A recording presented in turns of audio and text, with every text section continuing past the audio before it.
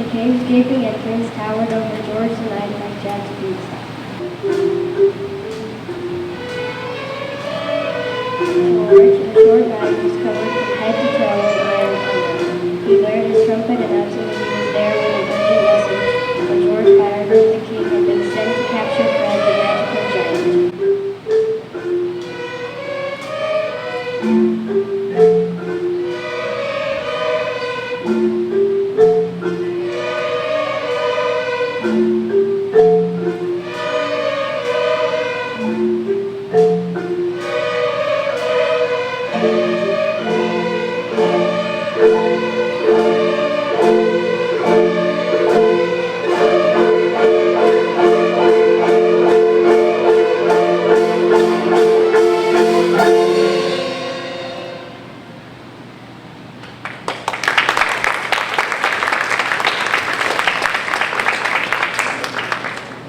Fred appeared at the entrance to his cave. Yes, he asked curiously. The giant had spent most of his time inside a cave with 15 giants and wings, but now had a cave of his own. Fred was large and even for a giant, with beige-colored skin covered in icy warts and boils, and a large scar ran across his face because his pet dragon Milo tried to make cookies without reading the instructions. If a person were to look upon Fred, they would only see his unfortunate appearance. How would they know that he was one of the best friends anyone could have? I am here by order of the king to capture you and bring you to the castle dungeons, George called to Fred in a rasping voice. Your magical abilities are a danger to the king.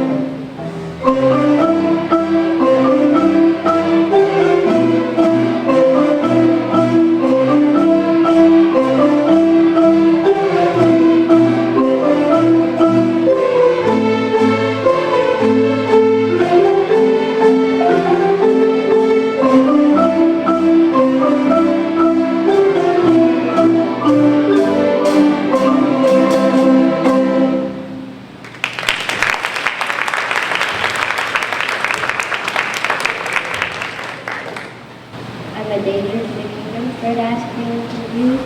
Yes, by order of the king, I'm to take you to the dungeon at once, by use of force if necessary. And with that, George pulled out a large rope. Before Fred the giant knew what was happening, George had his wrists tied together.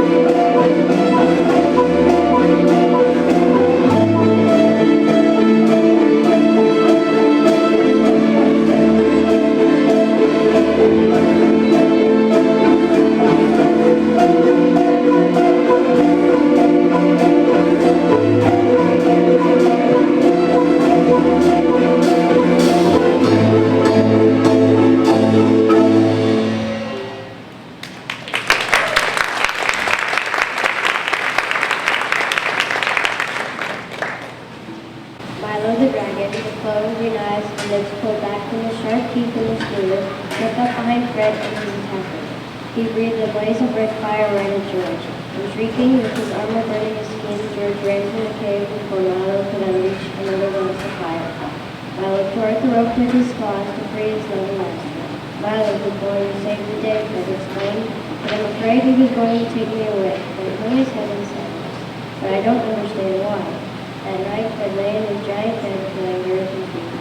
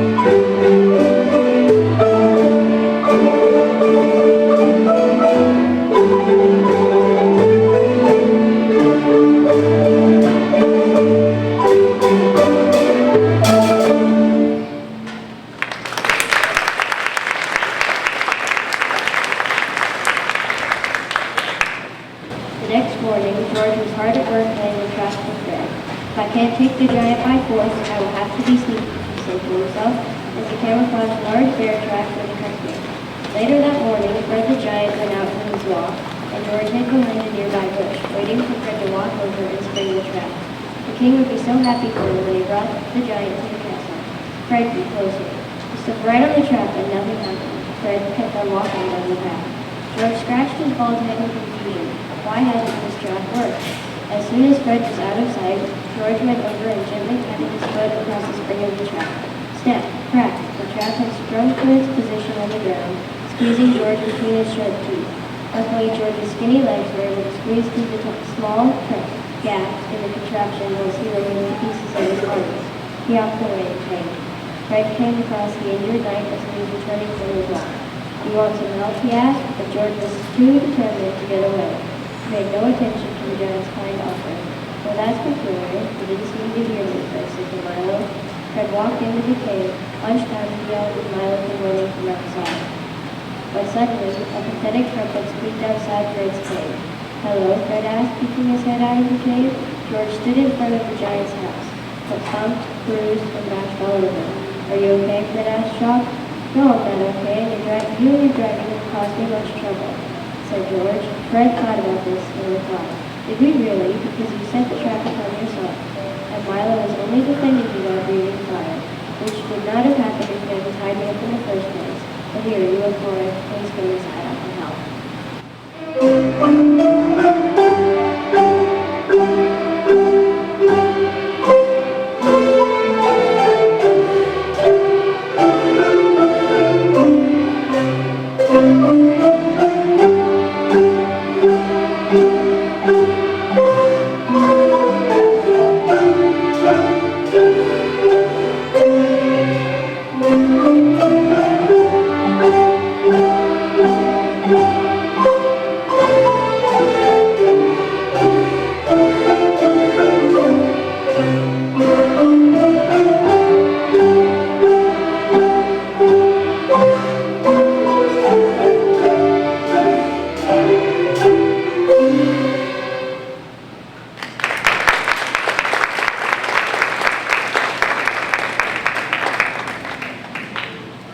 George hesitated, but in the end he entered the giant's humble home. It was surprisingly furnished and neater than George ever thought a giant's home could be. In the corner, under a shelf filled with potion bottles, was a neatly made bed where Milo the dragon lay, watching George wearily. "Give me your hand," Fred said gently, and George stretched his hand over to Fred. "Milo, come here, old friend. Is he going to burn me again?" George said, suddenly scared. "No, of course not. Milo's licking his healing power, silly. Don't you understand anything about dragons?" Sorry, I don't, George said sheepishly. Oh, well, that's okay. You'll learn, Fred said reassuringly. Milo licked George's face and arms. Bumps and bruises slowly began to fade away until George was near.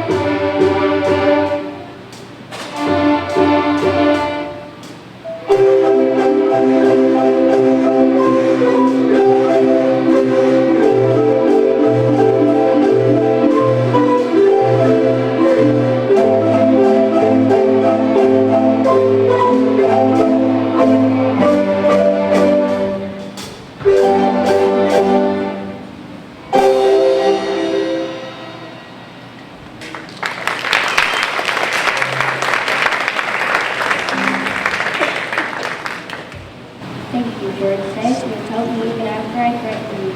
I appreciate your kindness so much. And as he spoke, George realized that the king would never see the potential in Fred. I'm worried that he will still be captured by another knight. Is there anything we can do? Well, what if you tell the king that I got away and I stay in the woods? I have a shrinking and growing potion and I can transport my cave of furnishings deeper into the woods in a snap, said Fred. Brilliant. A fantastic idea.